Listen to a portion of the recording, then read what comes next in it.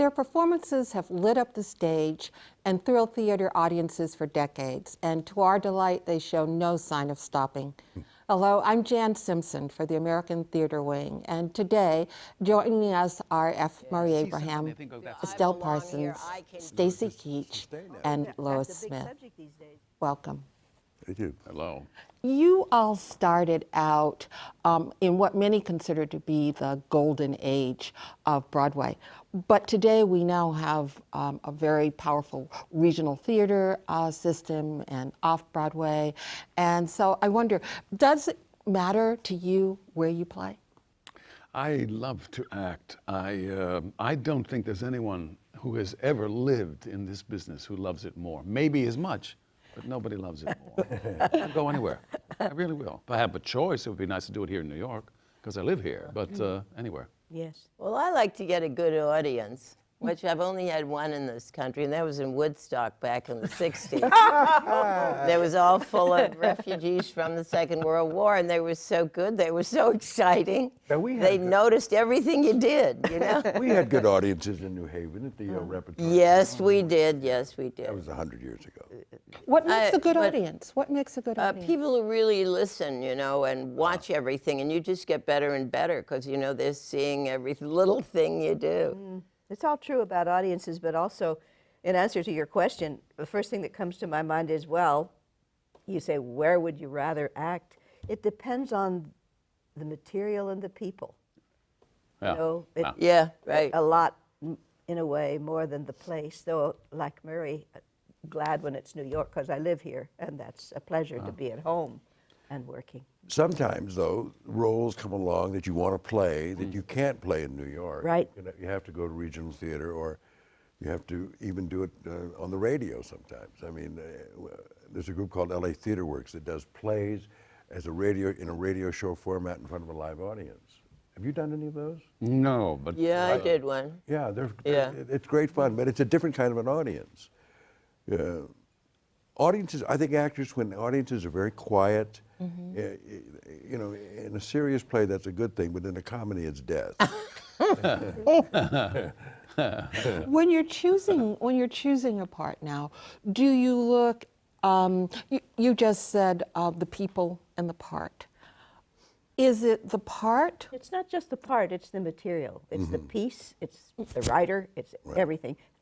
Of course the part, but a great part in a piece of something not so good is not as much fun. Right. You know? But when you say people, you mean the people you're going to work with? Yes, I do. Yeah, I do. that's what's most important to me, I think, really. Really the most important. Yeah. The other actors? The other the actors, The director. and the director. And the designers. And the designers. Yeah. And all the people who do all the things that without which we cannot even move. It's such a collective, such a community, and that's where the great joy is. Yes, Great yeah. joy And of the clothes, collaboration. the clothes too, the costumes. Yes. But when you say choose, you make it sound as though it's we have this whole bunch of things we can pick and choose from. Sometimes you do what you have to do, honey. I mean, you got to pay the rent, you know. I mean, it's simple as that. And I've done some, and I continue to do some movies that aren't terrific. I'm not ashamed of them, but if I had a choice, I'd much rather be working on a brand new play. But I'll go where I have to go to, you know, to feed my family. Ditto. So at this point in your careers, you're still wondering where the next role is coming? Yes. It's hard to believe, isn't it? I guess collectively we got about 2,000 or 3,000 Not years. just at this point in your careers, but in your careers. Well, but you know, people often ask, and I'm sure that you get asked this all the time, what's your favorite role? And I think the answer is the next one. Yeah, right. But all of you, I think, have had roles created especially for you. No. What? No. I don't think I ever had a role created for me. Well, several of you have, yes. What's that experience like? It's when fabulous. Is it? Terrence McNally wrote 3 for me. It was this. Oh, it's the Murray, best. really? Yeah. We worked together for years. It was And great. how much do you get to? Well, if you look at Frankie and Johnny and the Claire de Lune, that's me. And there's a lot of stuff from my life that he put in there. And it's a little, at first it's kind of hard if you play yourself, you know, because there are things about me that I really don't like, but you have to do it, you know. It's a kind of a therapy thing. That's real good acting. Wow. Boy. Easier to play a part that's like you, or one that's a little different? Well, nothing's like me. And probably the others. No, because off stage, we're nothing like what we do on stage. Right. And besides that, we're not always the same. Ah. Right. And the great fun is that there are a wide world of characters to play. That's part of the fun, I think, visiting all the other humanities you might. One of the great thrills in my career was being able to do repertory, where you do one part in the afternoon, another part at night. I you think lucky actors duck. love that. Yeah. I know you just finished doing Shylock and White Devil. Was that in rep? And Barabbas. Yeah. Was that done? Did you do those? We did them alternate nights, yes. That must have been wonderful. It's great. You mean Gelder? Always refreshing yourself. No, it was I- Marlowe's. But when I was doing, for example, I was doing Amadeus so many years ago, I was also shooting Scarface at the same time. So I would fly from Prague to Hollywood.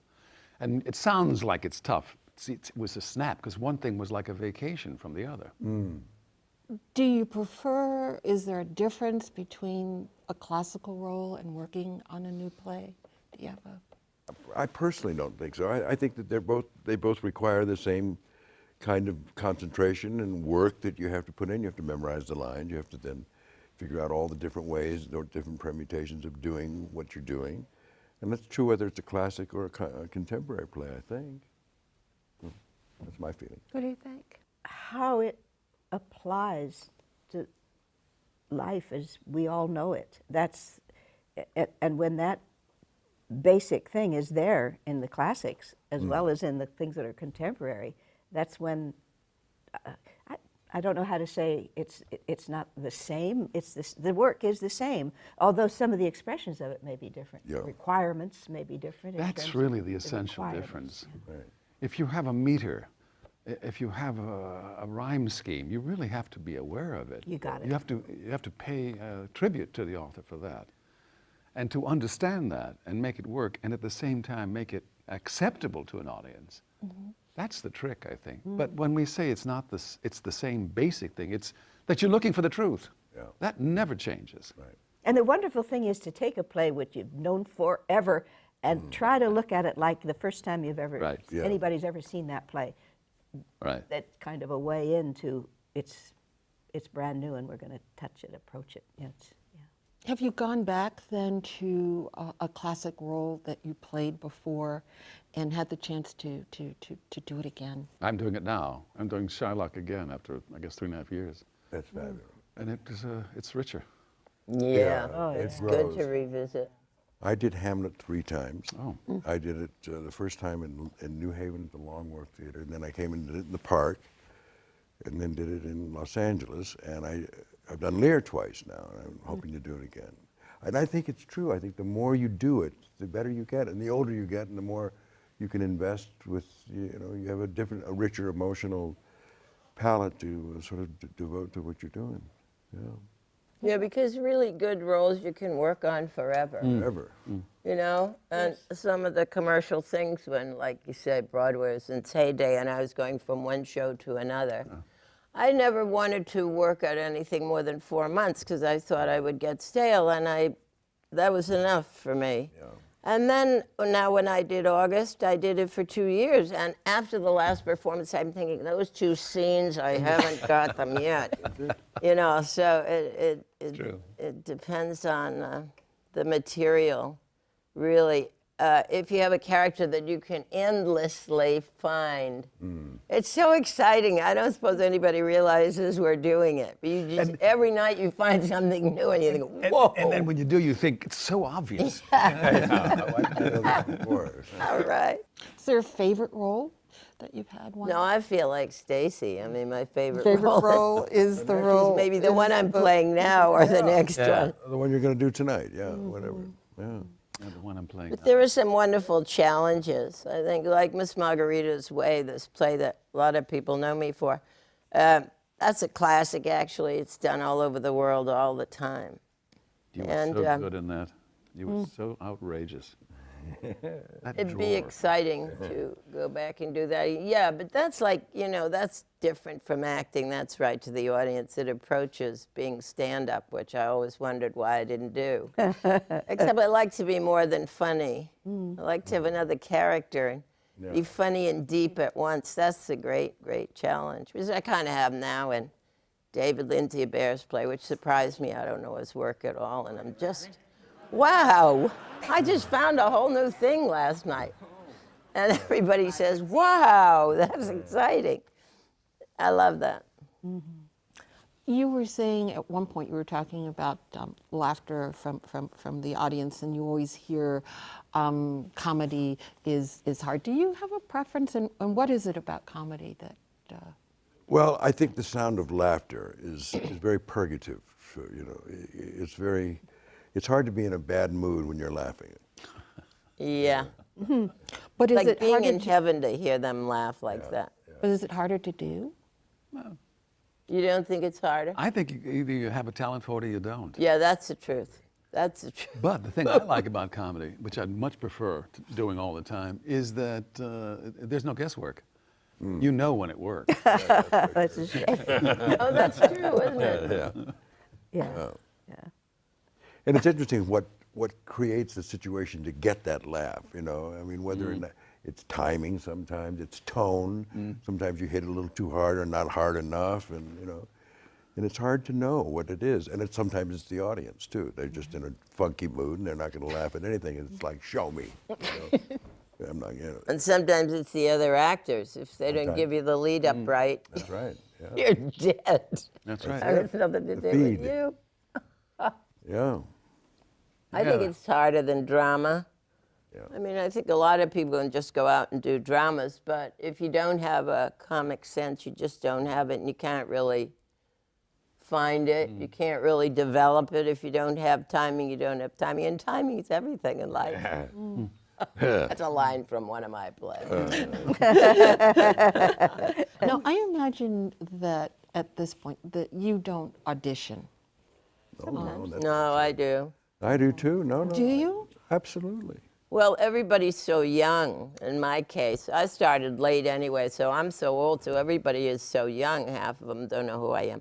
No, that's not true, but I did audition for August. And I like to audition partly because I'm never sure whether I want to do something. Not never, but sometimes you think, do I want to do this? Don't I want to do this? But if you go in, you work with the director, you say some of it out loud, sometimes you say, no, I don't really want to do this, if you don't need the money. So I do audition. I won't say it's easy. I won't say anything is easier than anything. I mean, this year it's like I'm a beginning actor again. And it's funny, every part in the theater that, you have to rehearse and develop them. And it's like, I'm right at square one. I can't say, well, when you're older, you'll start at square seven. Because you don't. You go right back to that first job you ever had. And you're thinking, oh, will I ever get this? Oh, is this right? And you feel like a baby again. I find that very hard, to be so kind of developed and yet have to really feel like a baby when you start every new job. That's really... I absolutely agree with her. It's hard to believe after all this experience and great success and blah, blah, blah, that you have to, introduce yourself to the business again. Right. Which is okay. It renews you. I'll say. But it's, what was it that Snooky, Baby Snooks, who was that? Who was Baby Snooks? Fanny Brice. Fanny Fanny Brice. Brice, right. She had this at one point in her life, it was like a disaster show, whatever it was. And somebody said to her, it's really hard to bounce back, isn't it? That's what it is. The resilience is, it's not as easy now as it was when I was 20, Yeah, no.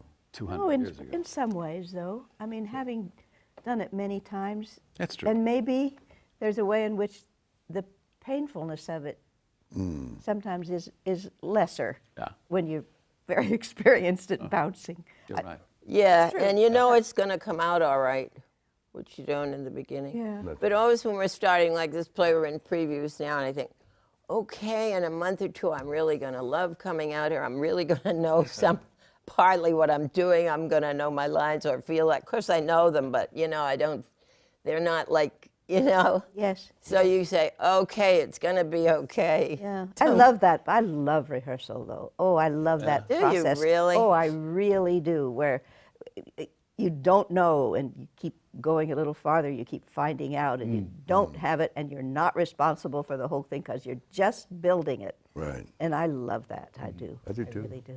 Yeah. I don't. Oh. Well, you know, it depends on the director and the writer. Yeah. If they're going to look at you in rehearsal and start changing things because they think you can't do them. This is not a issue of mine particularly, but somebody in our show was talking about it the other day. You know, it depends on what that rehearsal situation is. Because Julie Harris, who I did, I don't know, 2 or 3 shows with, and she would like cry when rehearsal was over because she loved rehearsal. So when we were rehearsing, I thought, boy, I'm not like that at all. I'm usually, get those people out of there, give me the audience, and then I'll know what's really true. She's saying this, but she directed me in Macbeth, and she let me have my head. I had a great time. She's full of beans. That was directing. That's easier than acting by a long shot, don't you think so?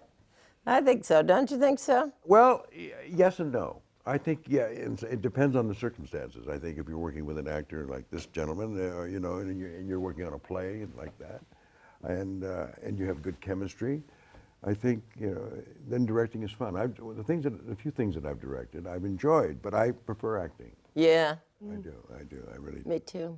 And going back to the audition process, I think your adjustment is a great one, because I think a lot of times when actors, their ego gets in the way, and they say, well, they should know better. They know that I can do no. That's not the case. It's often a matter of chemistry. It's not about your talent or your ability. It's about how you're going to work well with somebody else. And I think the emotional adjustment that works for me when I do an audition is that they don't know it, but I'm auditioning them. I'm actually, you know, whether or not I want to do that project or not. I think it's psychologically, it's a lot more secure. It makes you, you know, you don't lose that essential ingredient called confidence. Besides, it's true. When I think as we go along, I came to that some time ago, that it's not just, here I am submitting to you, it's, who are you? I remember one time in, you know, when you go to casting offices some years ago, and they would take your picture, and then they would, and I thought, I should have my Polaroid along. I want to take your picture. I'm not going to remember you. I don't remember very well. I'm not going to remember these casting directors and, you know, these people sitting in the chairs, because you know, I got to see whether you're okay with me, not just whether I'm okay with you.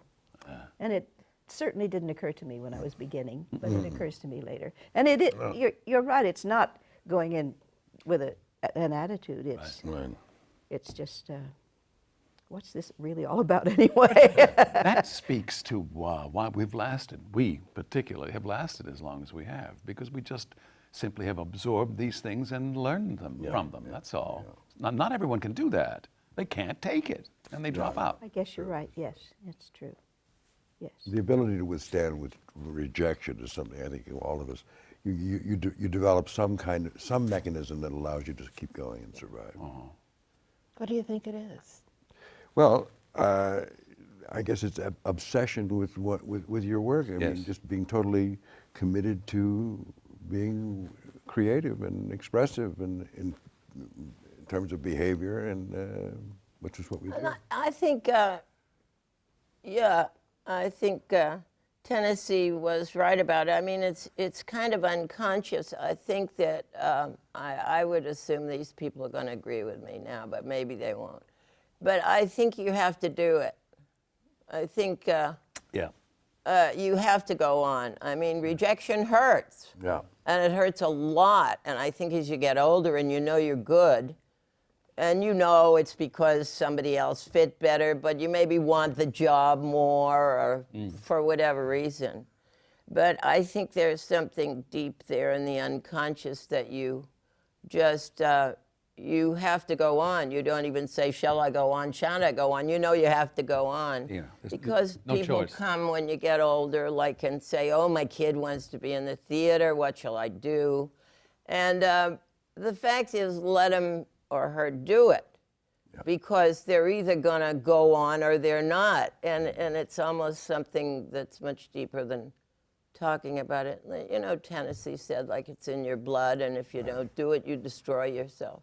If you really have a gift, you know. Was there ever a point for any of you when you weren't sure if you were going to go on? Not with me. I didn't really get to act till I was over 30 because I'm from New England. You didn't do those things, you know. So, no, because I had no money. I had 2 kids to support. It never occurred to me not to just keep trying to find a job or thinking, what else could I do to make a living while I'm looking? And I never could even find that. I just had to keep looking. There was a time when I didn't, early on, it was almost a year that I didn't work, and I was pretty desperate. You begin to question, at least I did then, whether or not I had any talent at all. Whether Yeah, it was I really mean, as we good. go Yeah, through but you still do that, don't you? Yeah.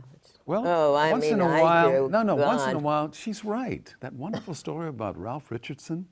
At one point in his successful career, he was on stage early looking under some couches, looking under some cushions, and the stage manager said, "What are you doing?" He says, "I can't seem to find my talent." I think we've all been there. That's the beauty of it, really. Really, that feeling, can I really do it? Yeah. Well, we do have, having hung on this long, we do have within us the experience that, yeah, we did it a long time. So Yeah. it's not like, oh, I mean, everybody thinks, oh, God, maybe never again. But, you know, that alters a little with, as the years I had great, pile up. Yeah, they do. It does. I had great success with a Hamlet here in New York, and I thought, oh, that's it. Because as a young actor, that's what I thought. That's what I wanted. That was and when that happened, and I mean, the phone didn't ring. Nothing. Nobody wanted me for anything. And I thought, what's going on here? You know. I remember an agent saying, you know, we're not casting King Lear this week. You know, nobody cares, Stacy. Get real. Get your nose dirty. Come out here and join the crowd. And it bothered me. It bothered me terribly. And as a result, I started doing I spent a year doing a law school, a mail order law school course from the LaSalle Law School. Good for you. Then I got a job. But that's the trouble with classics, isn't it? I mean, I went to Hollywood with Lenya with Three Penny Opera. Yeah. And I played Mrs. Peachum. I was 30. I was quite attractive, I like to think, and long blonde hair.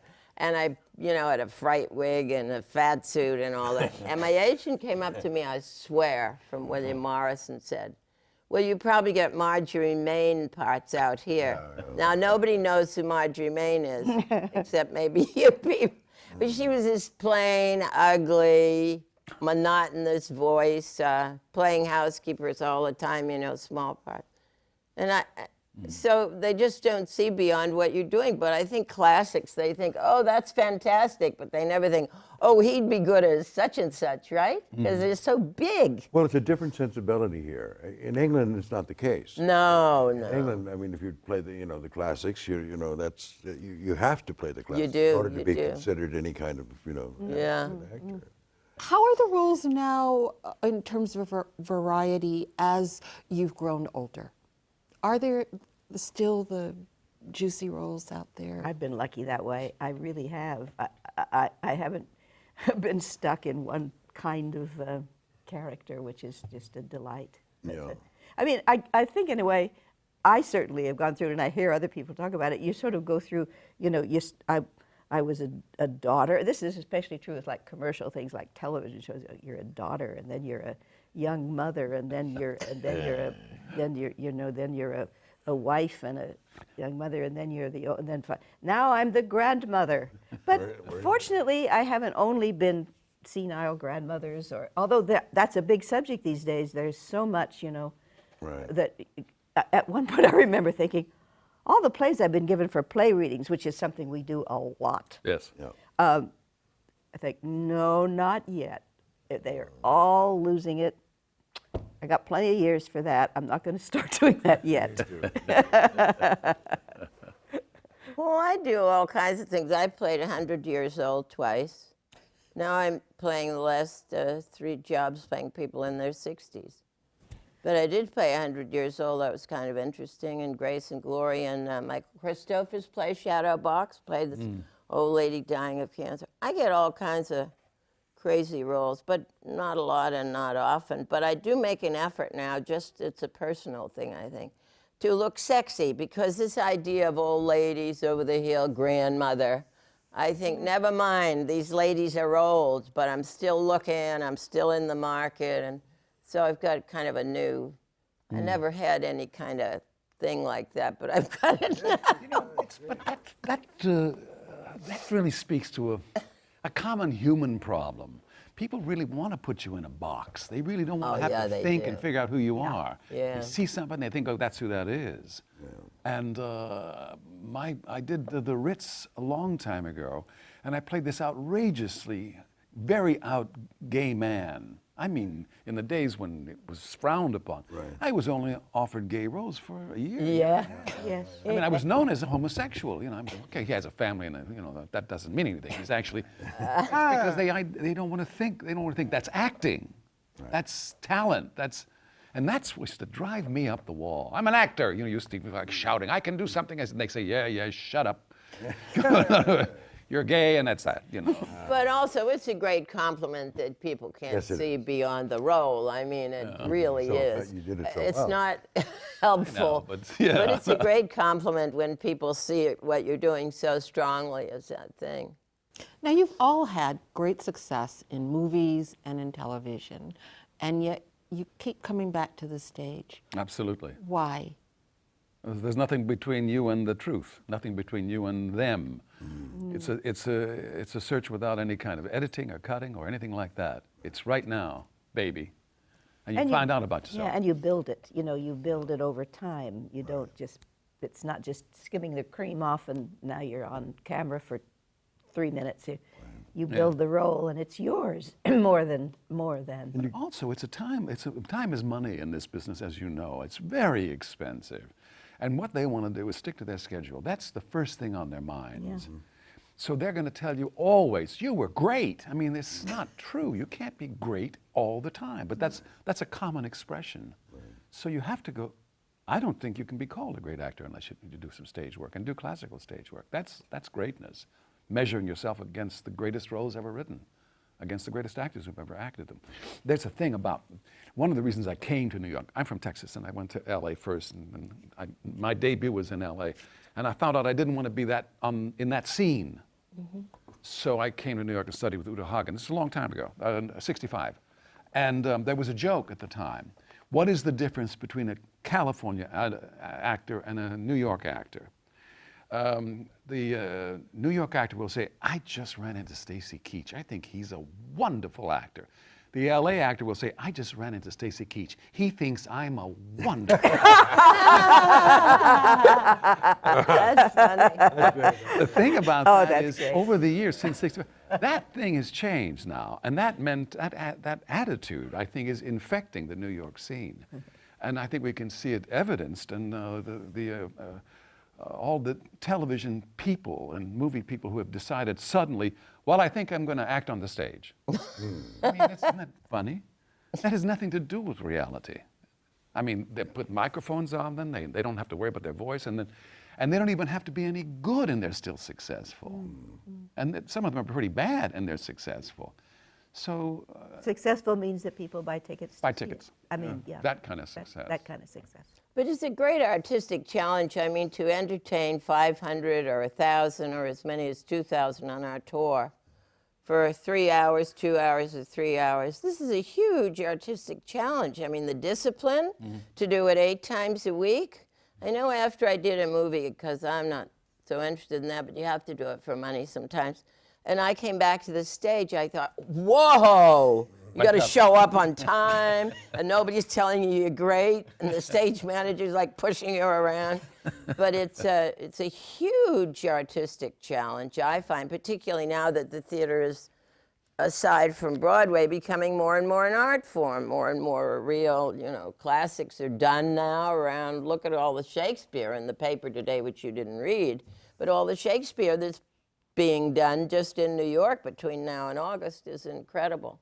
And so when I was 6, I made my commitment to the theater because I have a gift and I have physical abilities that everybody doesn't have. Some people simply don't have big voices. You know, can't use themselves. Like I can't sing opera, which I never quite can understand why I can't. But obviously, you have a real gift to be in the theater, and it's just a totally different thing. I don't call people who do movies and TV, excuse me, friends, I don't even call them actors, because if you look at a movie and look at, for instance, Marlene Dietrich, when she's with a great director, she looks like a legend. When she's with a Hollywood director, she looks like another beautiful Hollywood woman. You know, you realize it's not in your grasp, like they said. Here, you go out there and you've got these people to entertain.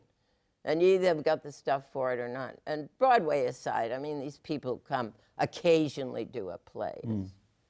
It's Lois, what would you silly. like to see happen, Lois, if you had a, See happen if you had with your druthers in the theater now?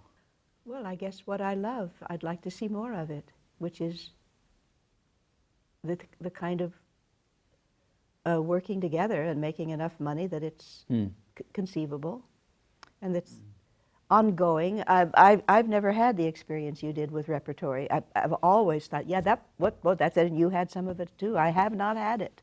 You know, I've been in companies where we did one play after another, but never the. National Theater would be nice. In Philadelphia, you didn't do any rep at No, all? we didn't do rep. We did Theater? one after. You and I played Misanthrope Yeah. together in. You the did wonderful 60s, parts and there. yes, I did. That was I had 3 seasons of a. Just at the time, it was in the early '60s when it was bursting all over the country. New theaters, you know, new regional theaters, and I sometimes seemed to me they all had the same problems. They all tried their best to have the artistic director work well with the city and the company, and it was they were all having. We had crazy time, but it was so exciting as well, and we were doing wonderful plays one after another, lots of fun, but hard. And of course now they're big institutions, many of them, and they have the same problems and different problems, but at least they exist around the country. And But I think they're a major disappointment, don't you, in that they don't stick to an artistic or classical. I don't want to say classical, but an artistic repertoire. They're all looking to do musicals that will then no, come they're to not. Broadway. They're not. and No, they're not. sustain I their think they're theater. trying hard to do all. You do? Different ones are trying to do. So positive. Yeah. No, really. There's. I think it's really rough, and I think it's. A director once said to me, "Well, there's really only. This is not actors. This is a director. There's about 3 ways." If you're going to make a living, this is an established person, been around a long time. You're an artistic director. You get a really good salary. You teach, which many do. Many of us in all the aspects of the theater do that, and or you have a really hit Broadway musical or 2, and then the money just keeps rolling in. Or a nice Well- sugar daddy. You didn't mention that, That's what but I have. you know, but that was the truth. I mean, this is, we're talking about with a family and a life and not at a certain point you don't scrounge around with roommates and sleep on the couch any longer, and it takes a living to do that. It's hard to come by. Yeah. Hard in the theater. We In the theater. have to, I'm sure this is collectively, we have to act in the theater. It's just, it's something we have to do. It's just part of our nature. Did you And in feel- order to do that, I think we have to, there's certain things, certain compromises and sacrifices you have to make in other areas. I mean, we do a few bad movies now and then, or if you're lucky enough to get a commercial or something like that, in order to sustain that, particularly if you have kids and they're in college. I mean, but to give it up would be, I would rather. I mean, I just can't even. I could never conceive of even, going there. Did you feel comfortable on the stage instantly? The first time, the minute I stepped on stage. Yes. Yeah. I knew Amazing. exactly I where was I belonged. shy too, but It that's comes, different. Yeah, Yeah, So it I was was just shy like too. home. You just, that's right. just like Yeah, home. Yeah. So. Well, I don't, not like my home, but I felt a certain power. When I started as a singer for musicals, and I would go and listen to the other people sing, and I would think, I sing much better than that. And when I would step out there, I would feel this Yeah, I guess you would call it like home in the ideal sense. You feel, I belong here, I can do this, and don't tell me I can't, you know? That's the kind of attitude. Yeah, That's that's an confidence, yeah. ideal home, yes. There's Yes, I'd confidence, rather a work than connection, anything. a connection with your fellows, with your audience. It's just Is it something as nice way romantic to live. as love? Is it like falling in love? No. No? not like that. Well, bigger. I'm pretty much in love with it. Yeah, love. It's true. I remember when I first went to Steppenwolf, and I fell in love. I fell in love with that company, and I hung around. I was lucky enough to get to do a lovely role right away, and we went through a wonderful journey together, The Grapes of Wrath, and then great. I were hung fabulous. around, and then I became a member of the company. And I don't live in the same city. I don't get to work there very often, and sometimes don't choose to work there when I could. But I am in love with them, and I am in love with. It's one of the things we get to do, I think, is be in love with our situation and our people around us, and it's amazing sometimes that it goes. You know, you're in a play, you see the same people every day, intimately, for whatever it is, 6 weeks, 6 months, and then it closes, and you start again, and you don't see those people every day anymore. It's really weird, but We do. We develop families from Yeah. one project to another, and then we move on. yeah. And hopefully And yet they are still all part of our part larger of our lives. lives. You know, Stacy and I worked together 40 years ago. I think you Something said. like that. I think you and I worked together something like at least maybe 40, maybe 50. And it was for Marie, I've when not did we do worked Peer with you, Gynt? but We did Peer Gynt. Oh my gosh, that was in the late 60s. You did Peer Gynt together? Yeah. Well, I played his mother, can you believe it? And then we did Joe Heller's play. We Yeah, we bombed in New And we Haven. did. Yeah, that was great. No, This they thing brought about- that to New York. The thing about with the me. family. Not with me either. Yeah. It's true, that family, but it's also true that as soon as the play's over, they disperse. But in some instances, you maintain friendship. absolutely. The Midsummer Night's Dream, 25 years ago, for Joe. Yeah, Joe. The Mechanicals, 6 men, have remained friends Oh, that's great. over 25 years. Very Wow. rare. But That's we very were rare, that yeah. close. But I want to ask something. Do you think, how do you think acting style, if that's the word, how do you think acting has changed between people that you work with now, like in their 20s? Or even 30s or 40s? in Or my whatever. case? How acting has changed, how the approach to working in the theater has changed for those people as one actor to another? I think there has been a change. I think there has been a change, and I think a lot of it has to do with reality shows, in the sense that real people have become figments of, our focus in terms of television. So we're competing with real people even more today, and I think that the demands and the obligations to be more truthful within yourself have gotten greater. I've often said that we should get rid of the word actor.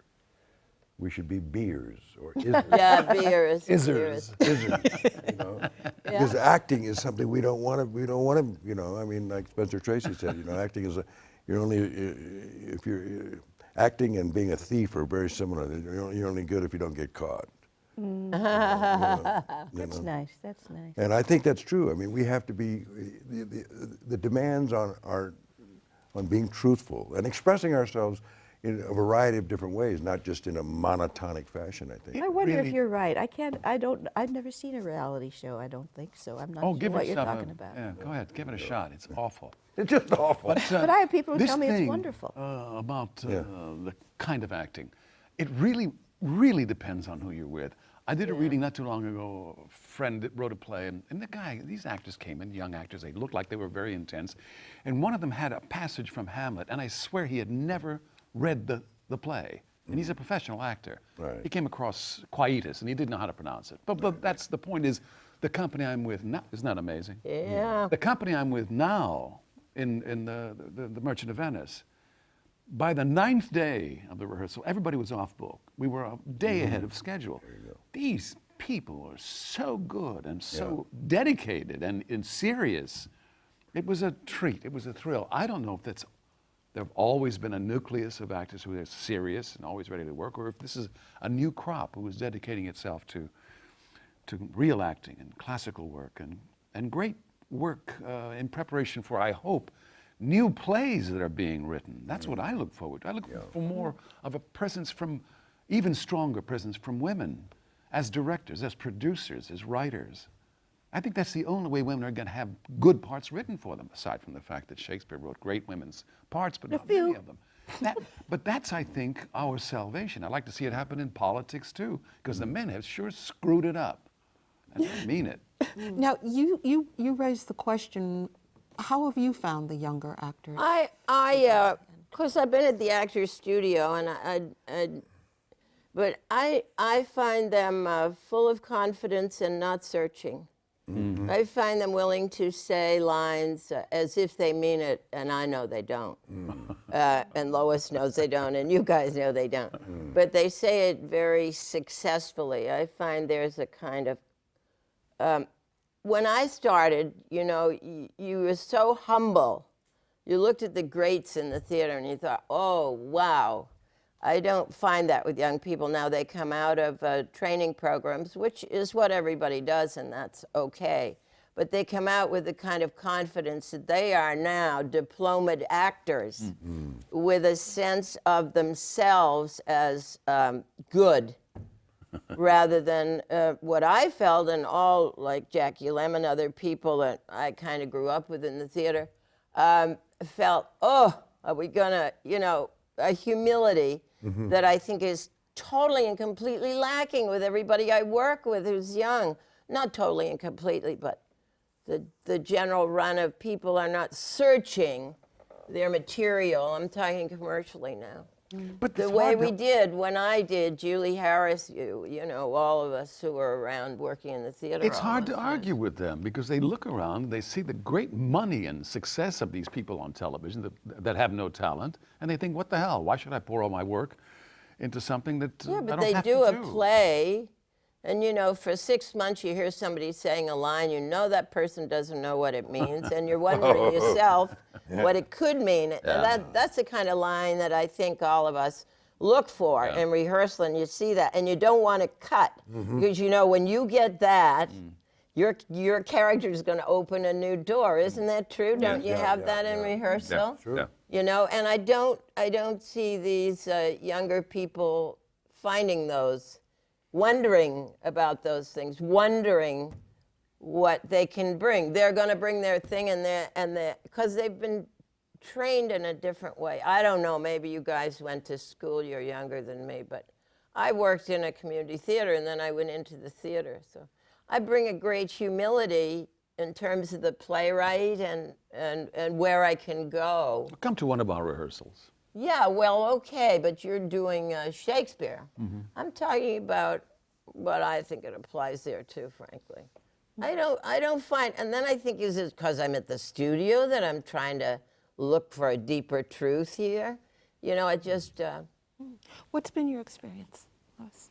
I'm puzzling over what Estelle is saying, because I guess I don't, maybe I just don't know. I haven't had many bad experiences with young people who I don't think they don't care enough.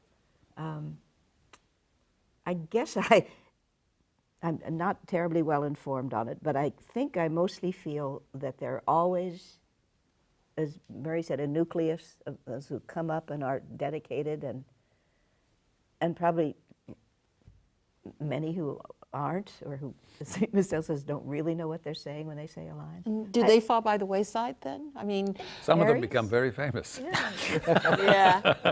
Well, our profession is They deliver a performance, but maybe they don't have the audiences we used to have. They deliver a performance and the audience likes it, and sometimes the critics do, but very often they don't even mention the act. They're also very much more likely to be able to sing, dance, project. Well, that I'm not too sure about.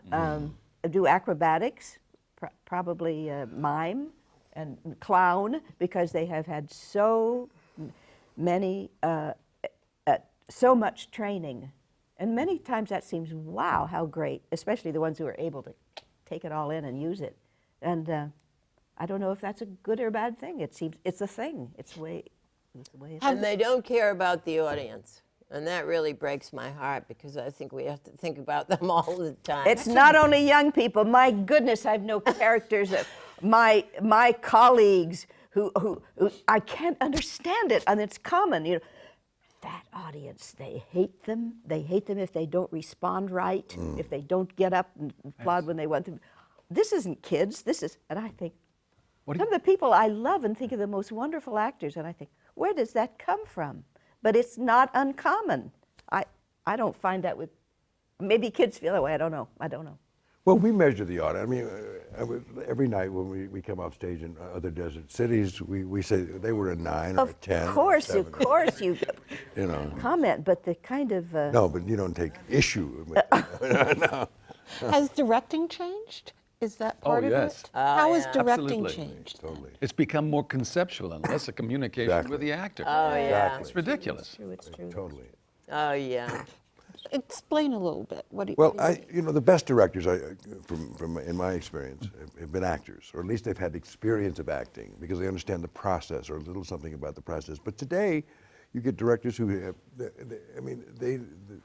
they're more like architects, conceptual architects, and they build a play on the basis of maybe some visual ideas, but behavior is not something that they have any idea of how to help an actor with, or mold, or shape, or send in the direction. Behavior is the least priority. And that's a shame, I think. It wasn't that way when I started. Has that been the common experience, or? Oh, yeah. I did a very famous production of Waiting for Godot with two of the most famous comic actors in the world, Steve Martin and Robin Williams. Bill Irwin was in it, I was in it, and it was directed by Mike Nichols, and Lucas Haas was in it. But on the flyer, there was a picture of the two guys in silhouette. And everybody on that flyer who was listed, it was the director, it was the producers, but there were no actors mentioned at all. And we're talking about two very famous men. Now, if that's what they expect, if that's what they can do to an actor, then that shows you how they feel about actors. I think that sincerely. There was a production of Miss Margarita's Way once, long after you had made it famous. And it's a one-character play, and the actress wasn't mentioned. This is truly common. This is true around the country. It's the writer and the director, and there aren't any actors mentioned in the flyers, in the ads. What do you have terrible. if you have an actor up there? Yeah. Yeah. You've got nothing. Yeah. It's the one element you cannot do without. Yeah. I mean, you don't even need a playwright. Actually, you just get a bunch of actors together and you can improvise something. And yet they're always in the toilet. Am I angry? It's a true thing, and it is ununderstandable as far as I'm concerned. I don't get it. And it's true that they don't know the process or care about it. Right. There's a good reason why you mentioned that the best directors have been actors. I mean, Kazan, his stuff is too consistent not to give him credit for being a great director, as much as you may not like his politics.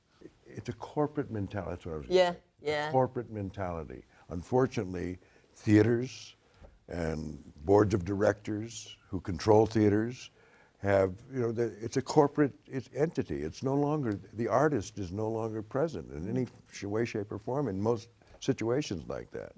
That's one of the reasons why regional theaters that have great artistic directors, compel us to want to work with them. Because, like Steppenwolf and the Hartford Stage Company and the Washington Shakespeare Company, and there are others, but because there's still an artistic element that exists there, and it's not just money. And another thing that bothers me terribly are ticket prices. The ticket prices for an off-Broadway show it's $85 now. Now, what kid can afford that?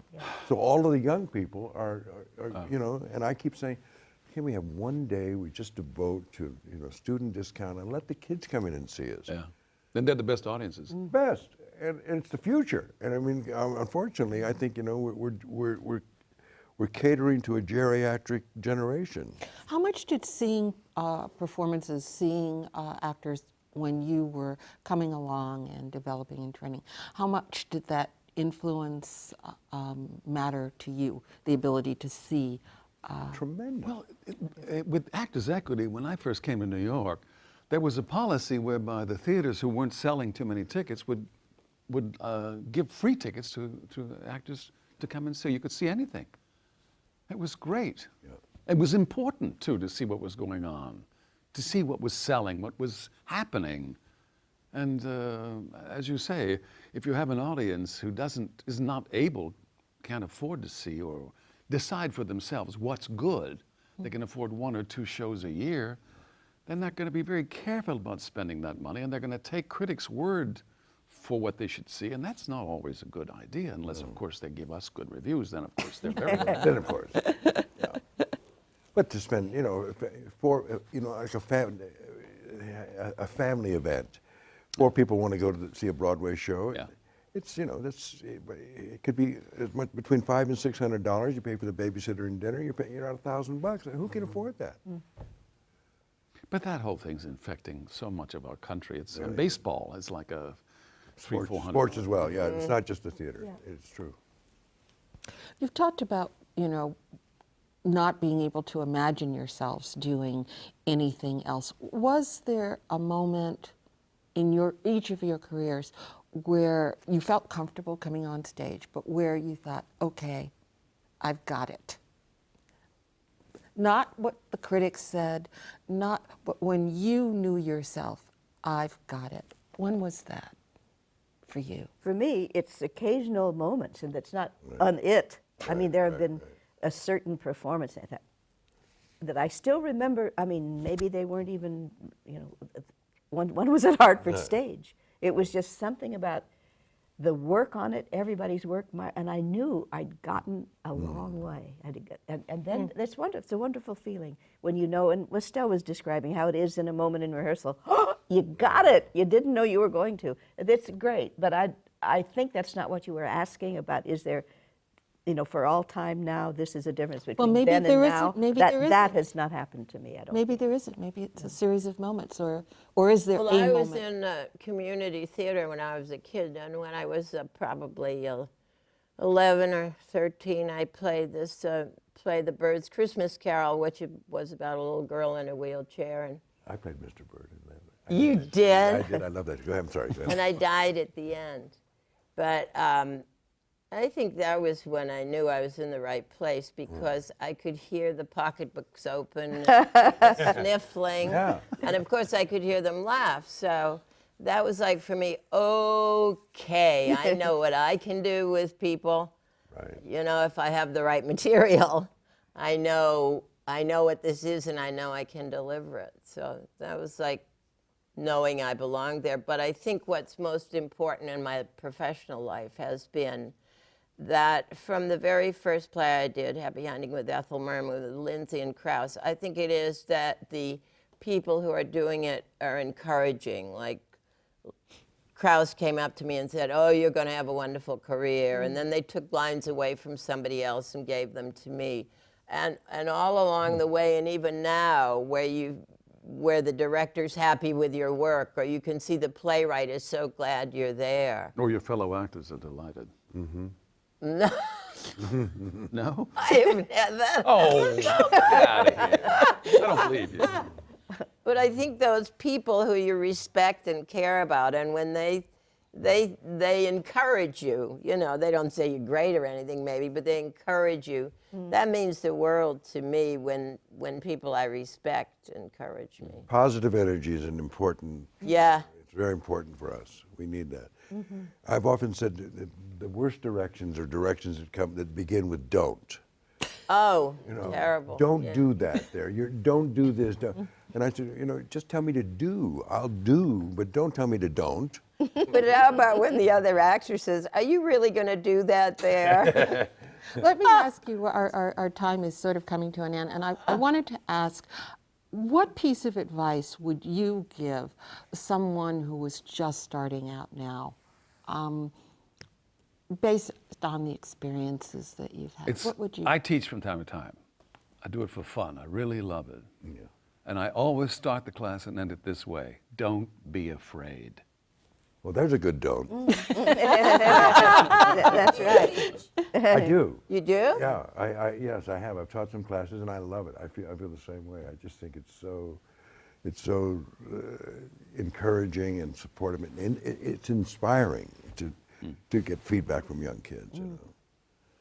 Don't be afraid. Good one. That's the only don't I'm going to use from now on. Keep yourself surrounded with your own good thoughts and vibes and those that matter to you. But I think that they have to be in the theater. I think people who think they can skip the theater and they're really acting and do only TV and movies, you know, that's not really what acting is about. They really need to be, if they're actors, they've got to be in the theater. Well, thank you all for being in the theater and for all of the many years of pleasure you've given all of us. Thank you very much, and thank you for joining us today. It's fun. Thank you for joining us. These programs are brought to you from the Graduate Center of the City University of New York in partnership with our friends at CUNY TV. On behalf of the American Theater Wing, I'm Jan Simpson, and thanks for joining us for another edition of Working in the Theater. I'm Ted Chapin, chairman of the American Theater Wing. The Wing has played a vital role in New York's theatrical life for more than 60 years. Best known for creating the Tony Awards, we stand for excellence, but we also support education in the theater, and our work reaches beyond Broadway in New York. The Working in the Theater television programs, which are supported by the Annenberg Foundation and the Dorothy Strelsin Foundation, are unequaled forums for discussions with today's most creative artists. Downstage Center's in-depth radio interviews were created in conjunction with XM Satellite Radio and can be heard on our website. For people who are starting their careers, we have a 2-week boot camp for aspiring actors from colleges across the country called Springboard NYC. And our theater intern group provides a forum for young people who are starting their careers to build a professional network. All of the American Theater Wing's educational and media programs are available for free on demand from our website, americantheaterwing.org. Thanks for your interest in the Wing, and thanks for watching.